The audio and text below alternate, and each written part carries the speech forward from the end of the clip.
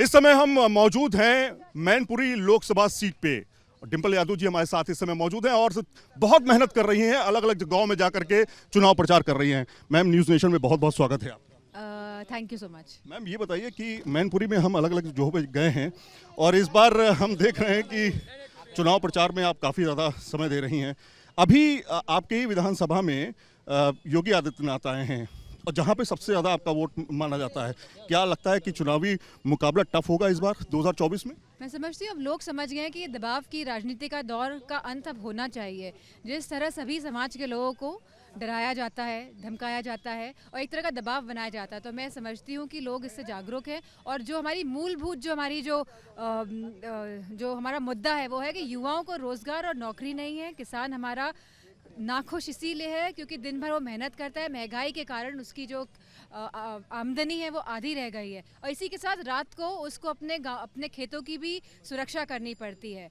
तो मेरा मानना है इसी के साथ महिलाओं का भी बहुत बड़ा मुद्दा है, जहाँ बेटियाँ हमारी अब आगे नहीं बढ़ रही हैं, जहाँ बहुत सारे ड्रॉप आउट्स हो रहे हैं स्कूल्स के से, क्योंकि गवर्नमेंट नहीं प्रोवाइड कर रही, सुनिश्चित नहीं कर पा रही है कि इस तरह की व्यवस्थाएं दें जिससे कि हमारी बेटियां भी आगे बढ़े, पढ़ें लिखें। तो मैं समझती हूँ सारा वर्ग जो है नाखुश है सरकार से, और जो लोग खुश हैं तो वो भ्रम में ना रहे, क्योंकि 10 साल का समय बहुत होता है और अगर 10 साल में सरकार अपने कहे हुए वादों को पूरे नहीं कर पाई है तो अगले 5 साल में मैं समझती हूँ देश और पीछे चला जाएगा। लेकिन कांग्रेस के साथ जो गठबंधन है आपका, कहा जाता है कि गठबंधन काफ़ी मजबूत गठबंधन माना जा रहा है, लोग पसंद कर रहे हैं। क्या आपको लगता है प्रैक्टिकली तौर पर उत्तर प्रदेश में क्या कांग्रेस के साथ गठबंधन करना एक बेहतर ऑप्शन रहा आपके लिए? मैं समझती हूँ जो परिस्थितियाँ थी और पूरा देश चाहता था कि गठबंधन के तहत ही चुनाव लड़ा जाए, तो मैं समझती हूँ इन्हीं परिस्थितियों के देखते हुए, और क्योंकि इंडिया ब्लॉक बना और बहुत मजबूती के साथ, अगर हम दक्षिण भारत की भी बात कर ले तो बहुत मजबूती के साथ रीजनल पार्टीज वहाँ पे लड़ रही हैं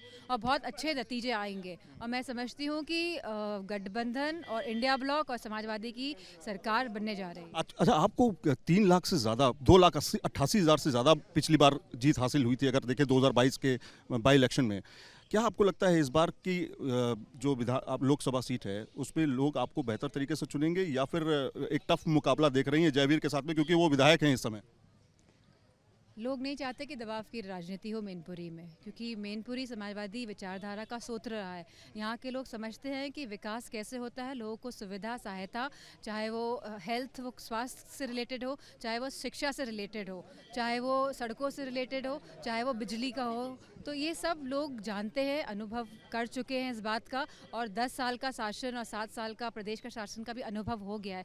तो मैं समझती हूँ कि मैं सभी लोगों से कहना भी चाहूँगी कि आप एक सकारात्मक राजनीति की तरफ हाथ बढ़ाएं। लेकिन आखिरी सवाल है मेरा, विकास के मुद्दे पर तमाम पार्टियां कहती हैं कि हम चुनाव लड़ते हैं, लेकिन जाति समीकरण ये फिर एक बार फैक्टर बन जाता है, MY फैक्टर। मैं समझती हूँ लोकतंत्र को बचाने के लिए, संविधान को बचाने के लिए सब लोग इस चुनाव में एक साथ आप खड़े पाएंगे। राहुल जी गरीबी मिटा पाएंगे, आपको लगता है, जो उन्होंने बोला? समझती हूँ सबसे पहला मुद्दा होना चाहिए है लोकतंत्र और संविधान को बचाने का, और संविधान अगर बचेगा तो मैं समझती हूँ गरीबी भी कहीं ना कहीं जाएगी, क्योंकि संविधान के माध्यम से जो राजनीतिक हक, सम्मान और अधिकार है वो सभी समाज को सुनिश्चित होगा। न्यूज़ नेशन से बातचीत करने के लिए बहुत बहुत थैंक यू सो मच। तो कुल मिलाकर के आपने देखा कि हमारे साथ में Dimple Yadav ji exclusive news nation पे, जिन्होंने हमें बताया कि दरअसल इस बार की लड़ाई उनकी संविधान बचाने को लेकर। तमाम सवाल हमने पूछे, गठबंधन को लेकर के भी पूछे, उन्होंने कहा कि ये गठबंधन काफी बेहतर गठबंधन है जो कि कांग्रेस के साथ हुआ है। फिलहाल न्यूज़ नेशन पे एक्सक्लूसिव बात करते हुए उन्होंने कहा कि इस बार वो